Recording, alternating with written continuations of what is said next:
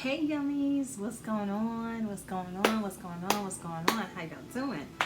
Okay, I'm repping a little Rock Los Angeles sweatshirt today.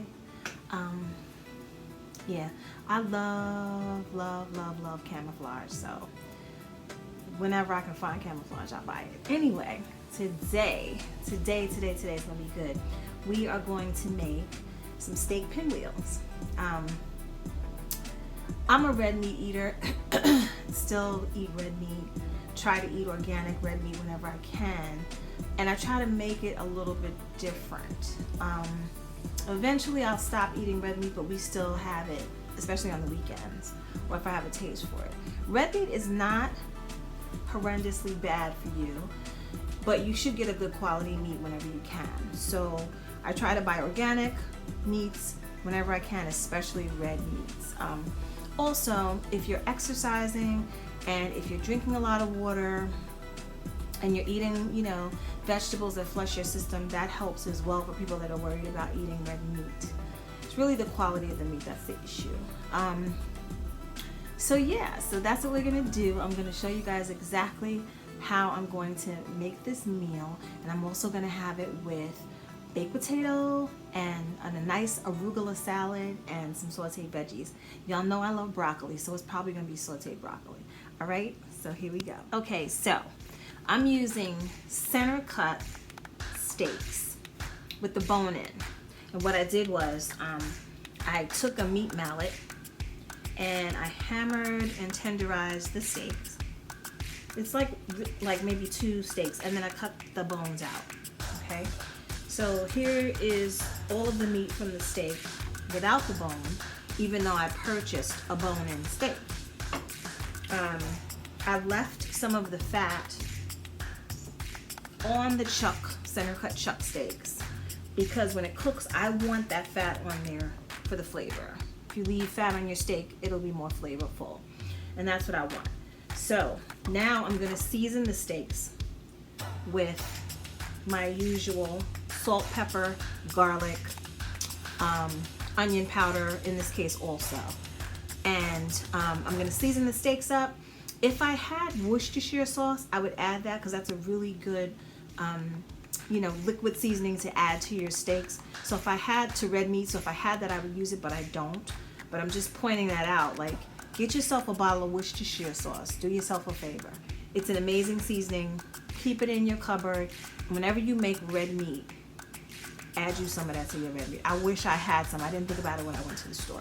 But this is gonna be slamming. Okay, so you know what? I'm changing the recipe a little bit. I realized that I have fresh cilantro in the refrigerator. And I also have fresh ginger. So I'm gonna season the steak with grated fresh ginger as well. I'm gonna use more garlic, so I'm gonna use some of this. You all know I use this. I showed you guys this before. But when I stuff the steak, I'm gonna use some fresh cilantro when I stuff it, because this is a green like any other green. You could make a salad out of this if you wanted to. Now, I like cilantro. It's an acquired flavor. Not everybody likes cilantro, but if you do, feel free to do it. So it's gonna be, I'm gonna slice up some slices of onion also. I changed the whole recipe, my bad. Slices of onion, green pepper, cilantro, mozzarella, and I'm going to use grated ginger to season the steak, along with salt, pepper, garlic powder, onion powder. Yeah. All right, so I'm seasoning up the steak. I'm making sure all parts of the steak are covered with my seasonings. You guys have seen me do this before when I made the stuffed lamb chops. Whenever I cook any kinds of meats, I season it on one side and then I kind of massage the seasonings into it, because I don't season on both sides, especially with salt, because I don't want it to be overly seasoned and too salty.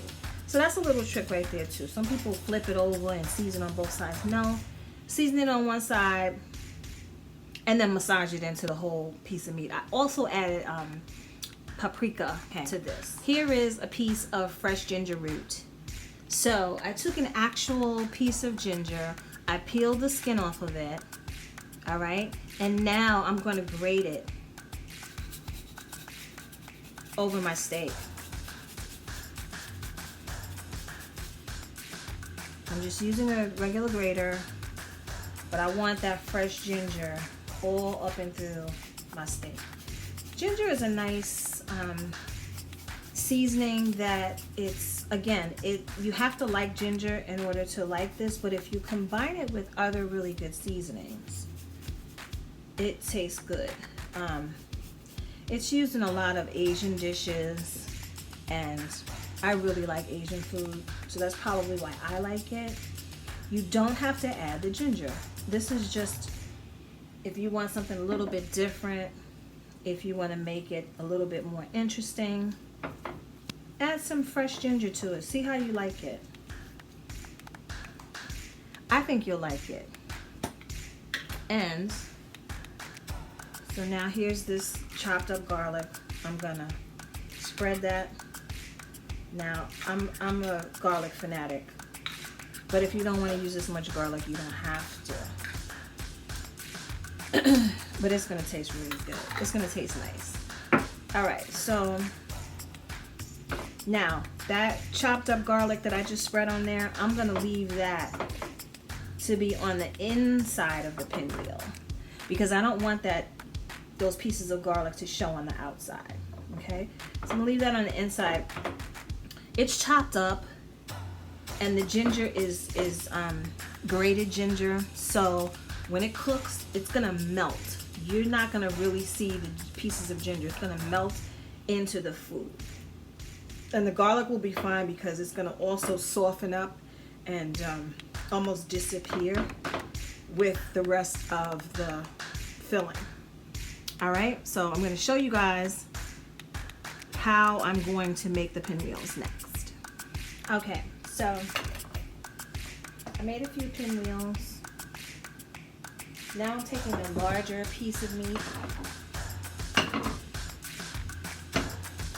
I'm gonna smooth some cilantro across the whole thing as your base. Then I'm gonna take the green peppers and place them on here. Then I'm gonna take some onions. It's almost like I'm making a burrito. Put some onions in between, right? And then the cheese. Now I'm laying everything this way because I'm gonna roll it this way. And it'll be easier to roll. All right? So this is how it looks laid out flat. And then I'm gonna roll it up, almost like, even maybe I would say some sushi. If you have ever watched a sushi roll being made, or maybe you made a sushi roll yourself. So then it looks like this, and it works better when you have a large piece of meat because the smaller pieces are a little bit more tricky. Okay, so now I'm just gonna cut it so that it looks like a little pinwheel. Look at that. And I'm gonna cut them in like, maybe that's like 1/4 of an inch. I mean, you can make it as thick as you want, but I don't want it to be too thick. Okay. So you see my pinwheels are developing, right? And it looks good. Now, one of the reasons why you're using chuck steak with the bone in, and that you also use a mallet, a meat mallet to tenderize it, is so that it's easier to cut through the steak to make these pinwheels. A tougher steak is going to be harder to accomplish this. Here's what they look like raw. Now I'm going to place them inside the pan next to those little guys that I made. Those little guys are kind of messy, but it's okay. They'll still taste delicious. And I'm going to place them in the pan. I love using my glass pans. I'm also going to, like place them in a way where they won't come unrolled. You could use toothpicks to keep it together, but I'm just going to put them in the pan close enough so that they won't come apart. I'm gonna make a few more of the pinwheels to fill up the whole pan, and then I'm gonna drizzle it with some cooking oil and put it in an oven that is preheat to about 475 degrees. And then I'm gonna just let it cook, covered with aluminum foil. Okay, so here's what the pinwheels look like in the pan, completed. Here we go, baby. All right, so I have 2 pans. Now, I cheated on some of the smaller ones. I just rolled the steak around the ingredients because the pieces of meat were so small. If I cut it in half, the whole thing would fall apart. So that's how that looks. Okay, so the 2 pans of steak pinwheels are in the oven. At the same time that this is cooking, I'm gonna prep my baked potatoes and put those in the oven. Okay, so I've scrubbed the potatoes. I took as much of the dirt off as possible. Some people soak their vegetables in a vegetable cleaning solution. I didn't do that. I ran it under cold water and I just rubbed all the dirt off. Okay? Now I'm gonna take my knife, the tip of my knife, and I'm gonna poke each potato.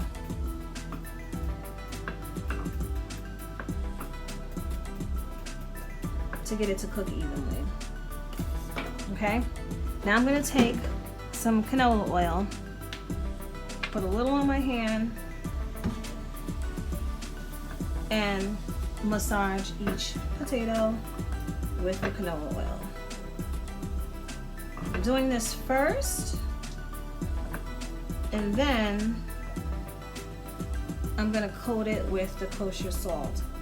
If you do this, you don't have to season or do anything to your potato when it's time to eat it. You pop it open and you eat it.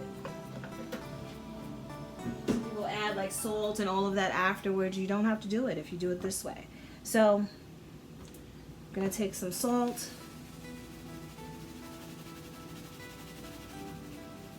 Right? That is if you want a seasoned potato. This is how I do it. I just rub it. I'm even gonna take some onion powder. Why not? And just shake that on there. Again, that's if you want to have a seasoned baked potato. And another reason why I would suggest using an organic potato is because you want to eat the skin. I like potato skin. Am I the only person that likes potato skin?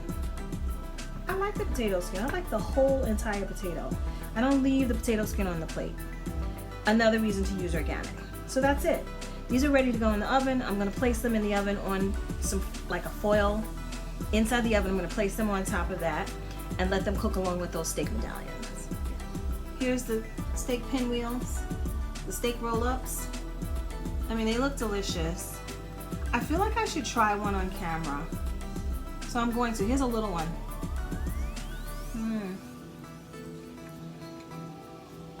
That's really good. Oh my God. And if I take and put a little bit of gravy on it, look at the gravy.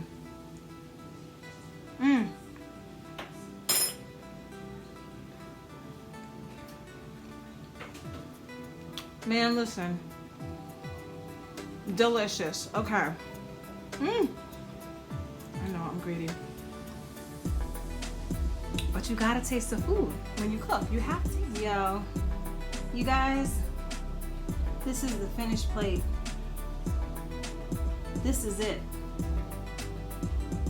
We've got your steak medallions, which are stuffed with vegetables and cheese. We've got your garlic sauteed broccoli. We've got your baked potato that's already seasoned with some gravy on top, and the arugula salad. Mwah. You guys, it's about to be dinner time, and like I always say, make sure every day is filled with so many blessings, bless other people, even if you don't like them, bless them anyway. And at least one yummy dish, but I say many yummy dishes.